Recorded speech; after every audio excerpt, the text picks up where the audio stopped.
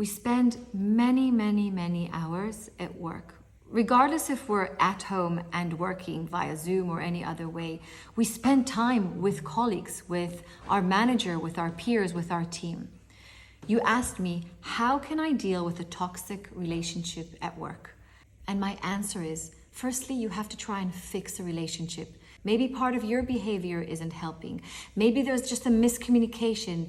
Maybe through a couple of conversations, you can just sort things out, and this toxic relationship will actually turn to be a great, effective relationship.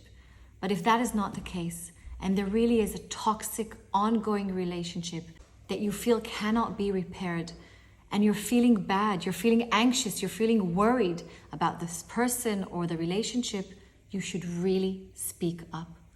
With your manager, with your leader, with HR, no one should feel unsafe, scared, anxious about a relationship at work. Nobody.